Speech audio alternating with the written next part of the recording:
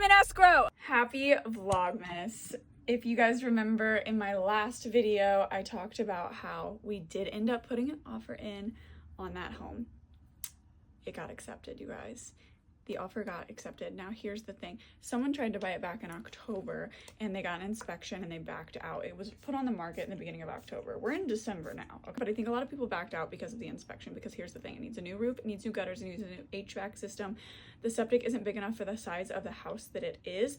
And these people have they built it and they kind of aged out of the house and stopped, I guess you could say, putting as much time and effort and energy into the home as what the home needed. And we have become very realistic with the situation that if we want what we want, there's going to be stuff to have to be done. But this is a lot of stuff. But we are going to ask for a credit for minimum of half of it. And if they can't agree to that, they're going to end up having to agree to that to someone else. So I don't know if they'll get the hint and they'll get the point this quickly, or if they will pass on us and just end up learning this later down the line.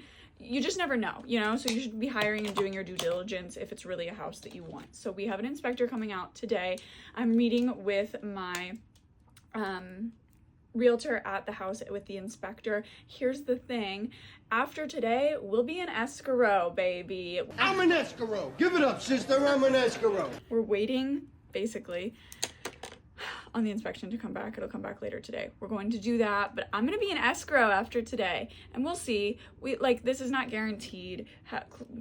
Dude, the house process is so much longer than what you actually think, and all of these words now make sense to me, but prior to this situation, they did not make sense to me. It's a mess in my room, I'm aware, but I thought I would share my perfume combo with you today, and I was just thinking about what am I going to do, and then I realized we're going to get this house inspected. It's a good day, so I'm gonna wear my wedding perfume. I wore this on my husband's birthday as well. I like to wear it for special occasions to remind me of the wedding, but also for good things. I don't know, it makes me super happy, and I like to keep associating it with good, happy memories and just big life milestones. So this is the Acqua di Gio by Giorgio Armani. You guys, I don't know if you remember that series, but it's been a long time trying to figure out my wedding perfume. I am a huge fan of Solars and Aquatics, which is a perfume family which you might not know because florals, musks, ambers, gourmands, stuff like that are a lot more common. My mom just called me. She's currently trying to buy the place that she lives in right now, and she was asking me about loans and interest rates, and she's getting a new job with a salary for the first time in her life, so she'll have more money, and so she doesn't have a budget. She just pays her bills and then spends what's left and hopes for the best. So I'm you need to get on a budget, and I need to teach you how to do that.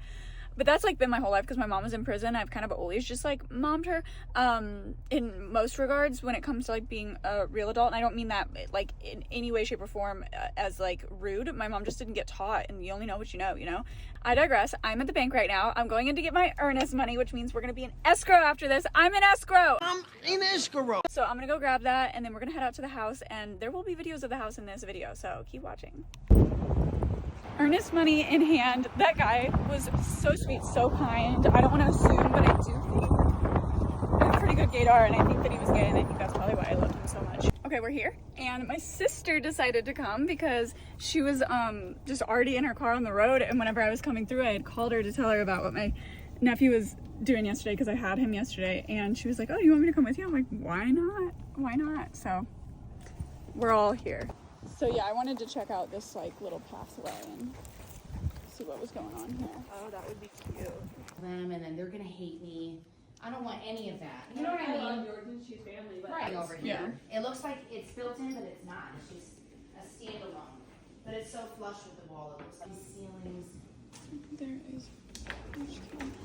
is drawers and cabinets. What'd you say to me? This is 6 feet. I'm 4'11", so if this is a foot, then it's 6 foot, so you have enough room for a tub. Yeah. So I think the internet would have a really good idea for what to do there. That is I think they'd find Did he say anything about this? No, it's just I didn't ask. Yeah. So that was exhausting, but fun, you know, of course.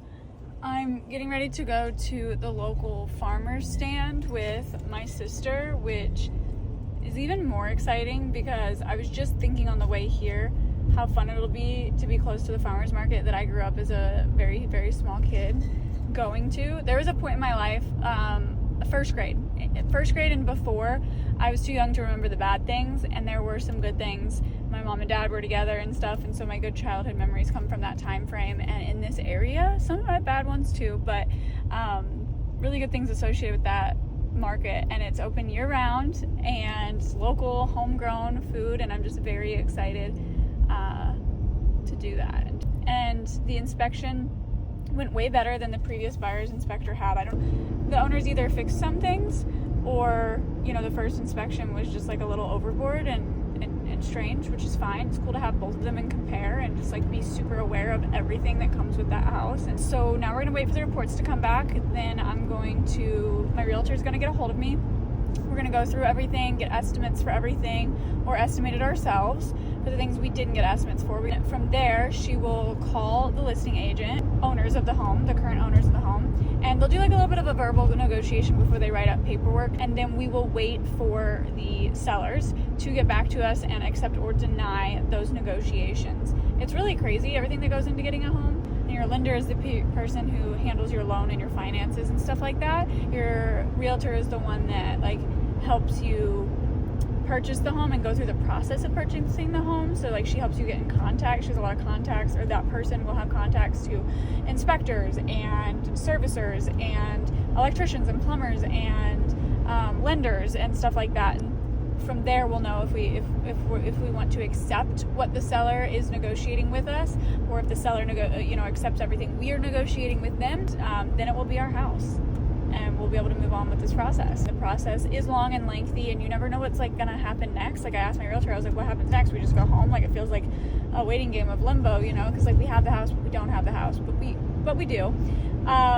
And we could accept it as is, but now we know everything that's wrong with it, and that price point is pretty hefty, so we're gonna see if we can get a credit for it. I really do think I need to start wrapping Christmas presents, so I might go home, light a few candles, make a good snack, and start my little Christmas wrapping present ritual, which will be quite fun. So, love you, bye.